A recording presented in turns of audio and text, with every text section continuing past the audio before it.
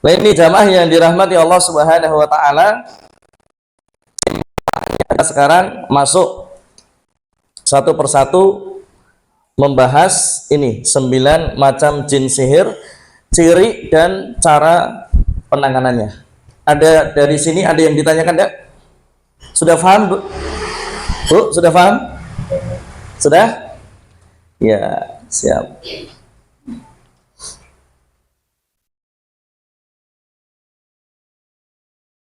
Jadi sekarang hati-hati ya dengan benda yang bisa dijadikan media sihir. Kalau ada orang yang bertamu ke rumah, lunut ke kamar mandi, maka ditoke, ya, diantarkan dan ditunggu. Ya, siapa tahu di dekat situ ada baju jemuran atau baju kotoran yang belum dicuci, maka itu bisa diambil dan bisa dijadikan sebagai media sihir. Ya. Lah repotnya kalau ke salon potong rambut, masuk rambutnya bawa pulang ya. Atau kalau pembalut, maka sebelum dibuang harus dicuci dulu, dibersihkan dulu baru dibuang. Karena darah haid itu sangat manjur banget untuk sihir. Ya, hati-hati.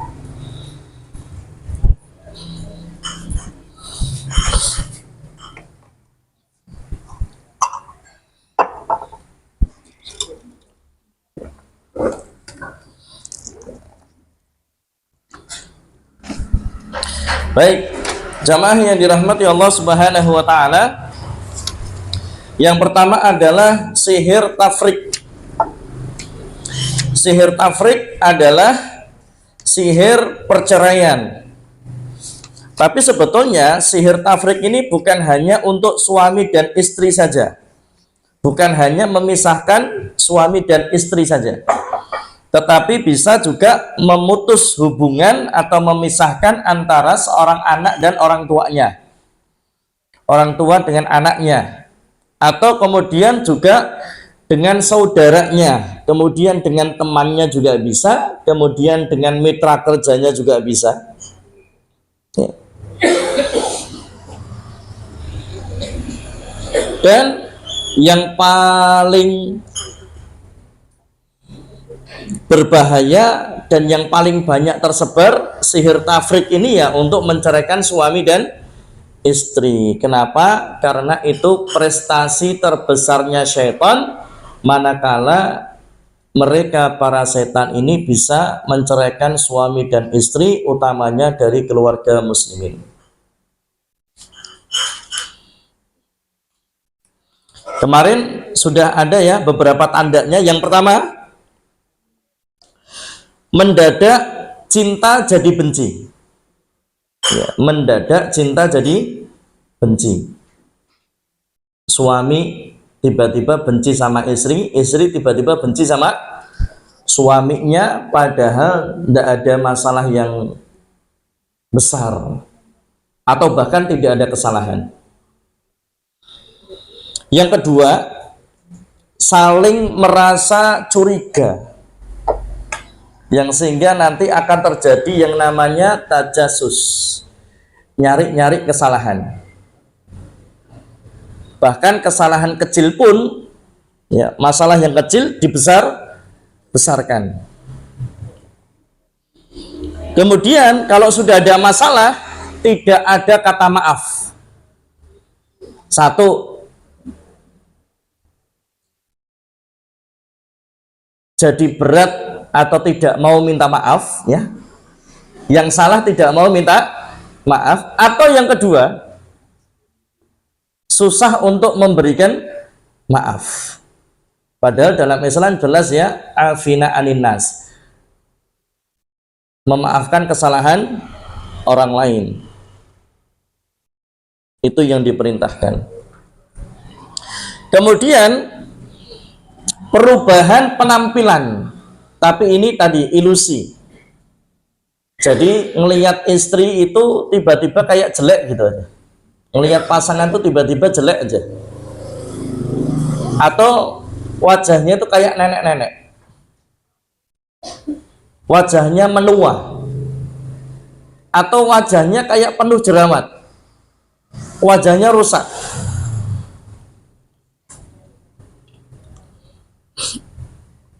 Bahkan sampai pada nanti dia seakan-akan kayak jijik sama pasangannya.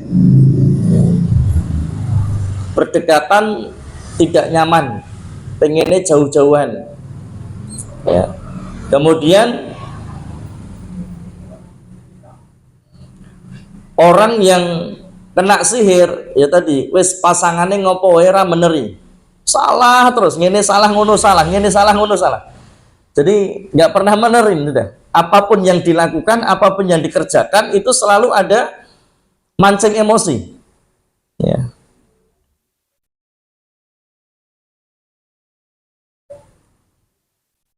Kemudian orang yang kena sihir itu biasanya kalau di rumah semeruweng, tapi kalau di luar nyaman. Kalau di rumah nggak nyaman, tapi kalau begitu dia keluar rasanya nyaman. Yang sehingga apa? Nggak betah di rumah. Di rumah bawaannya emosi, semeruweng, pengennya keluar dari rumah dan jauh dari pasangannya, nggak ketemu sama pasangannya, dia merasa lebih nyaman.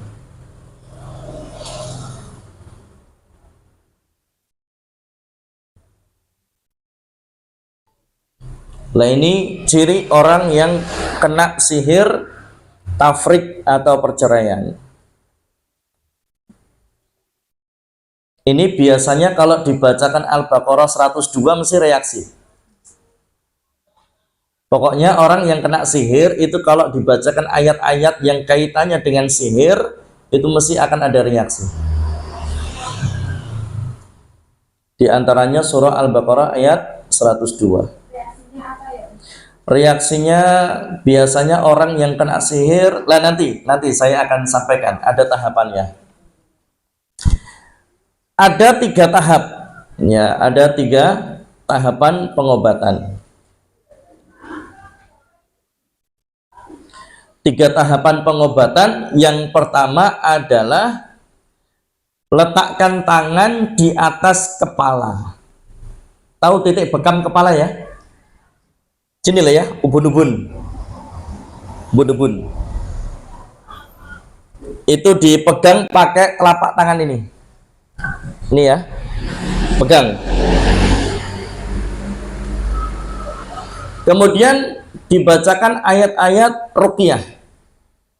Dan setiap mengawali membaca ayat atau surah diawali dengan ta'awud. A'udzubillahi minasyaitonirrajim. Apa saja ayatnya? Al-Fatihah, Al-Baqarah ayat 1 sampai 5, Al-Baqarah 102, Al-Baqarah 163 sampai 164. Ya. Al-Baqarah 1 sampai 5. Sudah anak-anak? Ya, apa? Iya, Al-Fatihah, Al-Baqarah 1 sampai 5. Terus 102. Terus 163 sampai 164. Terus masih Al-Baqarah ya, 255. 255 ayat kursi. Terus 285 sampai 286.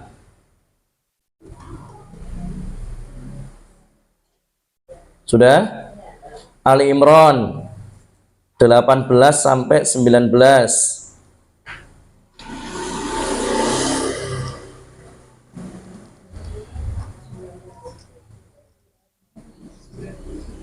Al-A'raf 54 sampai 56.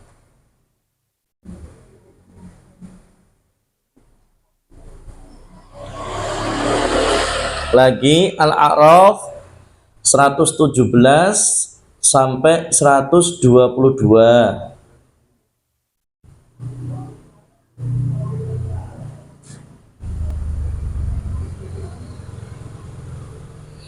Yunus 81 sampai 82.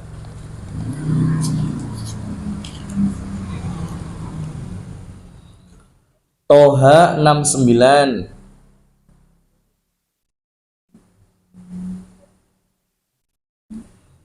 Al-Mu'minun 115 sampai 118,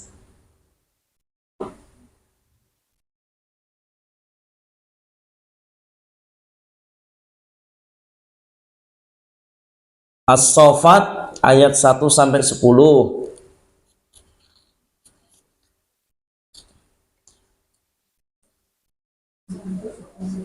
ya, 1 sampai 10. Ini di depan masih Ar-Rahman. Ar-Rahman 33 sampai 36.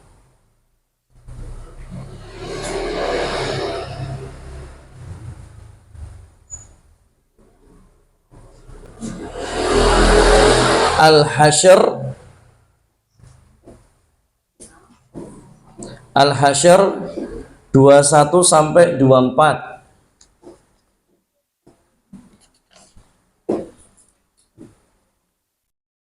Al-Jin 1 sampai 9. Habis itu 3 kul, Al-Ikhlas, Al-Falaq, An-Nas.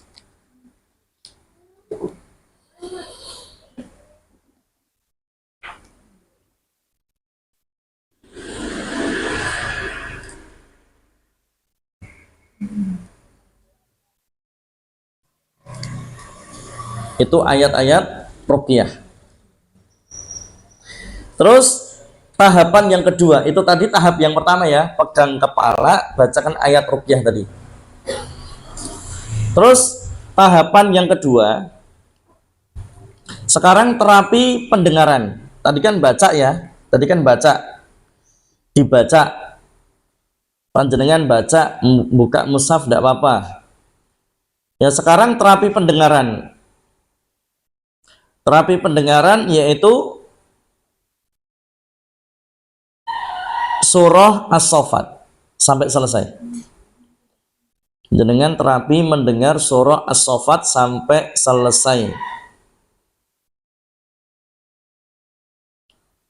Dan ayat kursi yang diulang-ulang 3 kali setiap hari, 3 kali dalam sehari. Ini orang yang kena sihir, dengerin ayat kursi dan surah As-Saffat diulang-ulang terus ya, sehari 3 kali. Boleh pagi, siang, sore, pada maghrib maksudnya. Ini tidak perlu baca, tapi cukup dengarkan saja. Cari di YouTube kan banyak ya.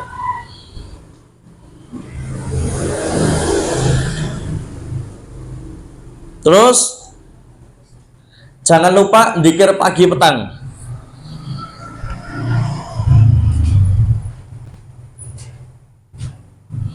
Kalau memang nggak sempet dzikir pagi petang, minimal bagi orang yang kena sihir, dia baca la ilaha illallah wahdahu la syarikalah lahul mulku wa lahul hamdu wa huwa ala kulli syai'in qadir. Sebulan penuh, jangan putus. Artinya setiap hari harus dzikir itu selama sebulan penuh, jangan pernah putus. Maka kalau mau serius terapi ya perlu disiplin. Kalau mau serius terapi, disiplin.